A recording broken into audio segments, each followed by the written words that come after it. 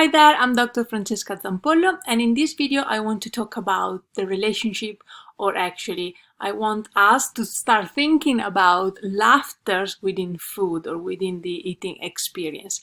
So the idea for this video was sparked by one particular image that I'm going to show you that I found in this article. You'll be laughing hysterically after seeing these restaurant signs. I'll put the link in the description below. So these are restaurant signs that are, very funny. Finally, all my winter fat is gone. Now I have spring rolls. Anything related to elephants is irrelevant. Or, for example, now hiring full-time losers, soup of the day, whiskey, etc. You get the idea. It's one of those articles. But this is the one I actually wanted to talk about a little bit, and that sparked the idea for this video. If you can fit in 10 meows when you order, we'll take 10% off your bill. Come in, meow. So this made me very interested, and I think this is an excellent idea. Can you imagine going up to the counter and to get a 10% discount, you have to list your food that you want and fit in 10 meows. This creates a scenario, situation that is definitely going to spark laughter in yourself, probably most definitely in the people you are with, and probably in the food stuff as well. And laughter is contagious, and laughter is beautiful, and laughter makes everything much better.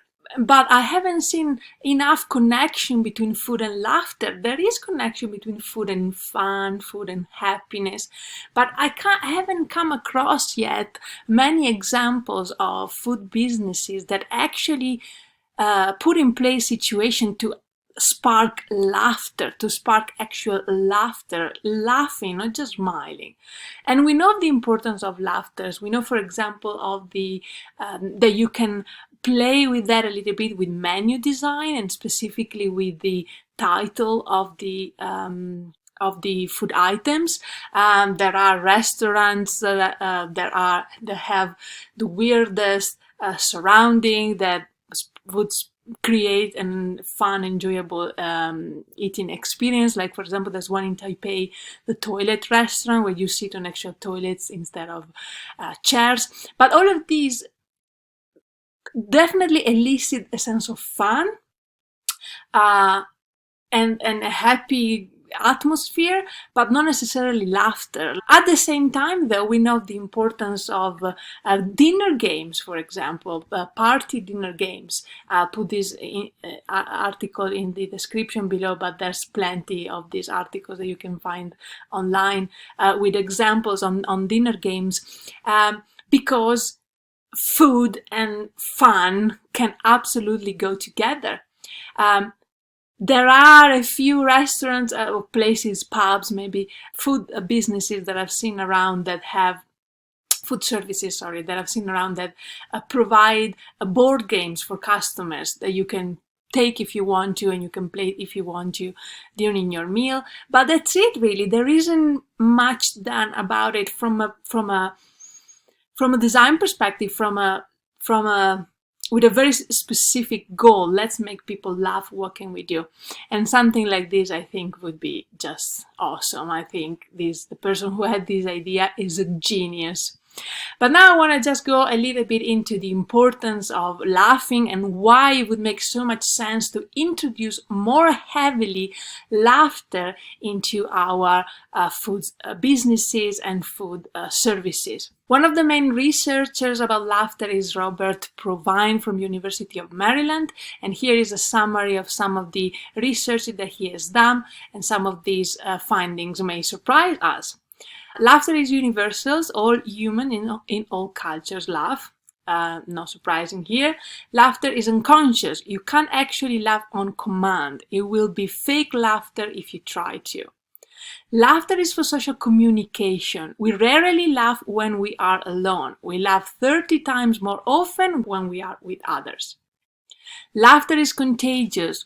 We will smile and then start laughing as we hear others laugh. Laughter is not about humor.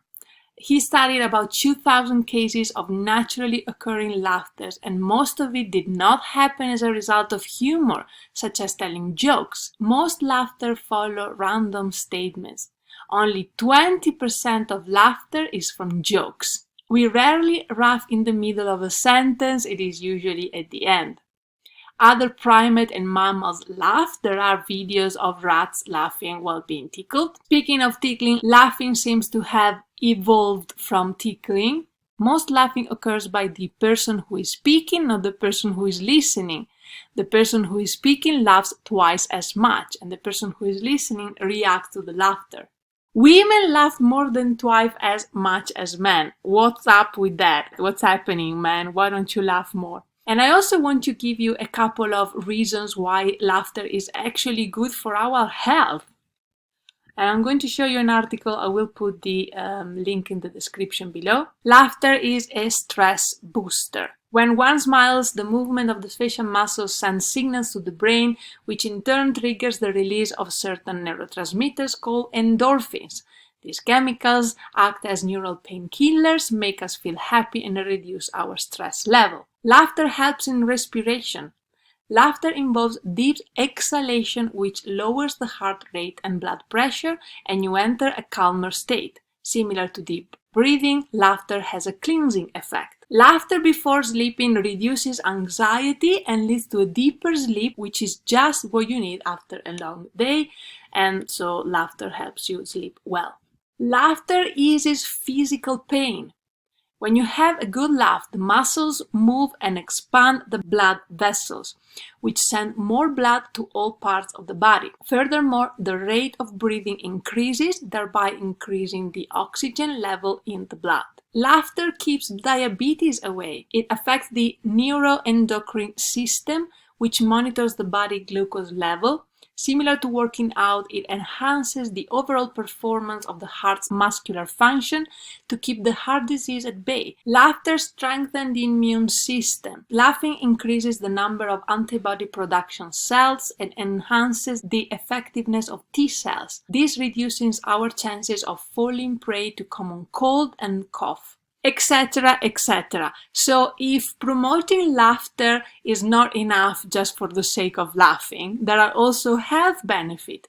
So as a food designer, maybe this is another thing that we can think about. Heavily introducing laughter into a person's eating experience. And I would be very curious to hear if you had any experience that connected laughing with food, and what actually sparked the laughter in the first place. As always, thank you for watching this video. Have a lovely day and happy food design.